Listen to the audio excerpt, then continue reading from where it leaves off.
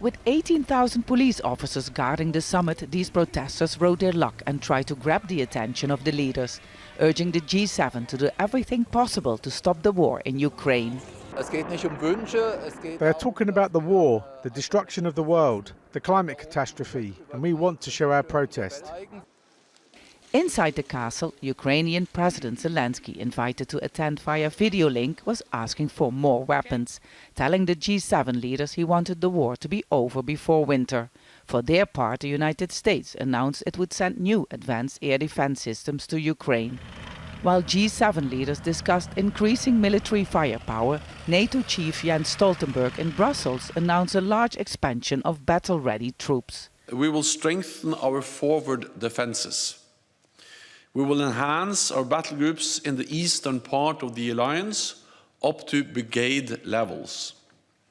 We will transform the NATO response force and increase the number of our high readiness forces to well over 300,000. Such massive numbers making this the biggest overhaul of NATO's deterrence since the Cold War. It is clear that this war has a very deep impact on international relations. As I said before, I see Russia's attack on Ukraine as a turning point. All international rules of cooperation have been broken, especially that borders can't be changed by force. We as G7 agree that these will be long-lasting effects and will stay with us a very long time and influence international relations for a very long time. It's been a delicate balancing act here at the castle, 1,000 meters high in the Bavarian Alps, how to increase pressure on Russia and continue to support Ukraine, while making sure that sanctions won't backfire on G7 economies. Developing countries are also paying a very high price.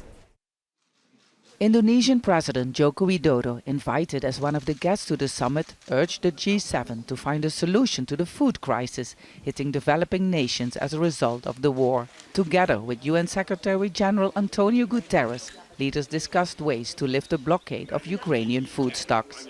With widespread humanitarian disasters looming and the war in Ukraine ongoing, G7 leaders will leave the Bavarian Alps with multiple crises unresolved. Next on their agenda, the NATO summit in Madrid later this week. Step Vassen, Al Jazeera in Garmisch-Partenkirchen.